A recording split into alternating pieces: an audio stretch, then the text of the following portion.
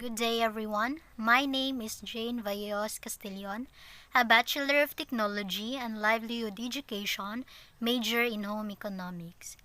I am here to discuss about cooking terms. So this is my learning objective. At the end of the lesson, students should have or should be able to familiarize the different cooking terms.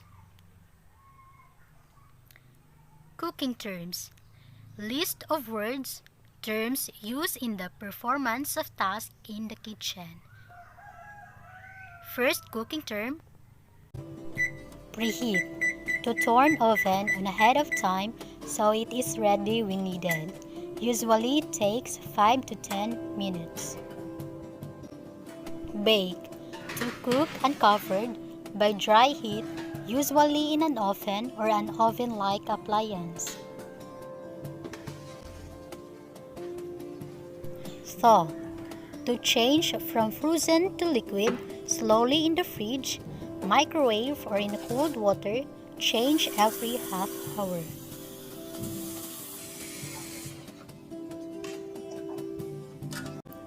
Boil. To heat a liquid over a high heat until bubbles rise and break continually on the surface. Drain. To remove all liquid using a colander, strainer, or by holding the lid of a plate against the food while tilting the container.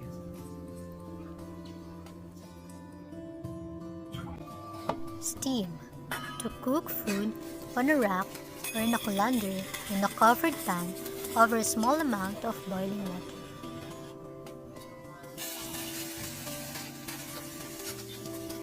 Simmer.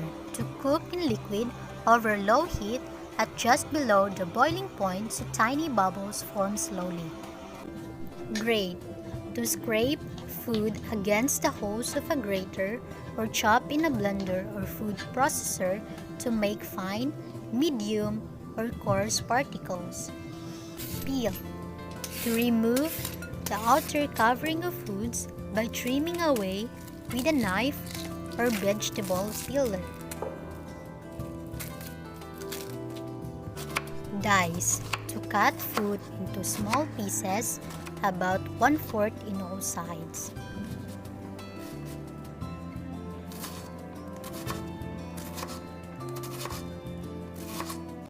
Chop. To cut food into small pieces.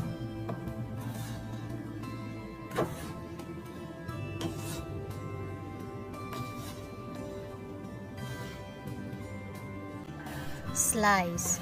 To cut food into thin pieces.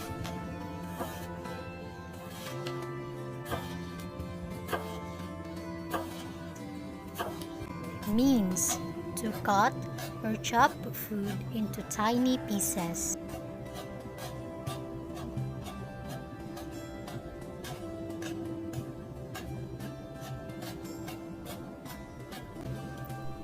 Sauté. To cook or brown food quickly in a little hot fat, oil, or butter.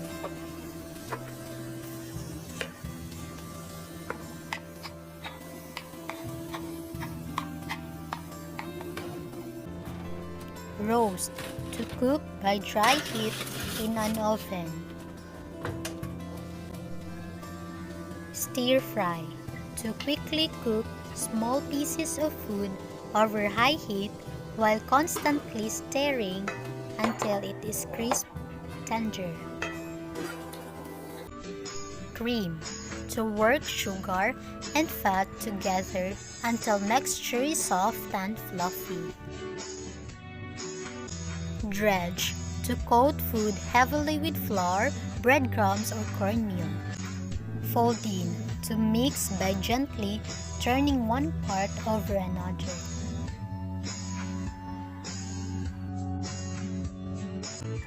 Knead. To work dough to further mix and develop gluten. Whip. To beat rapidly to introduce air bubbles. Cut in. To To cut fat into flour with a pastry blender or 2 knives.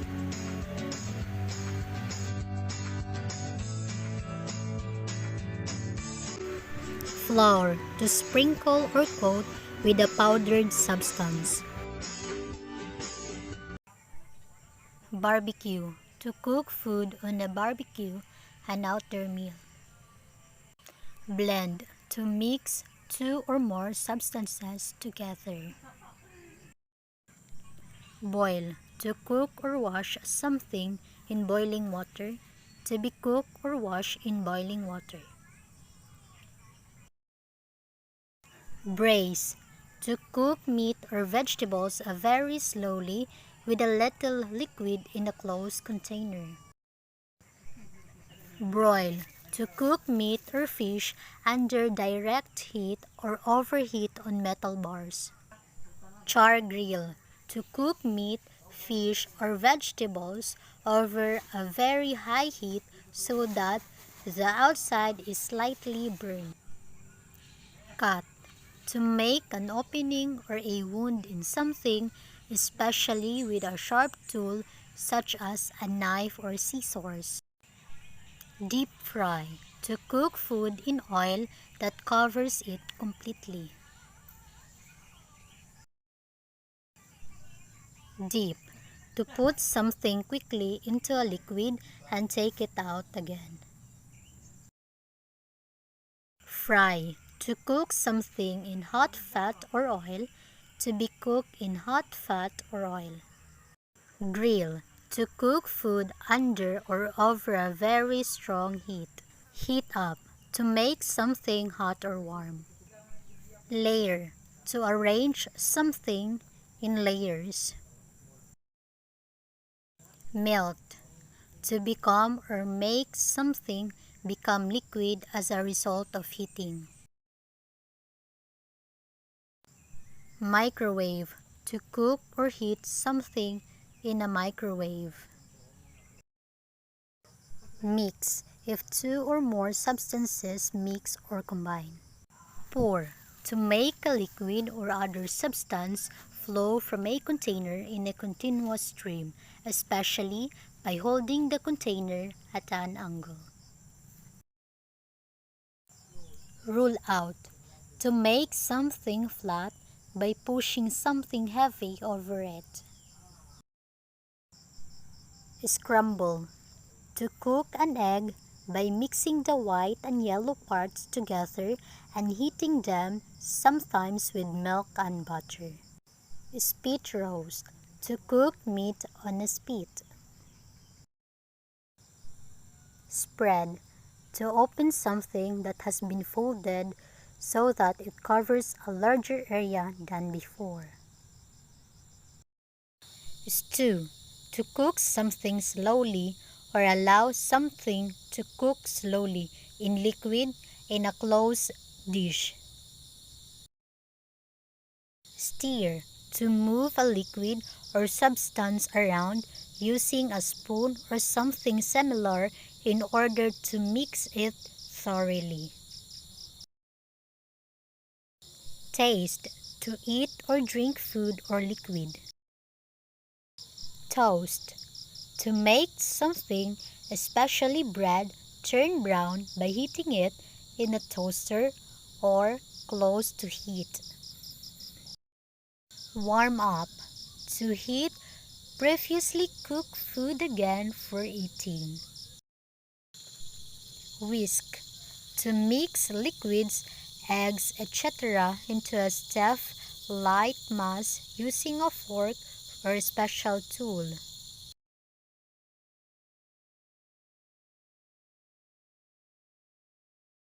Other kinds of cooking terms.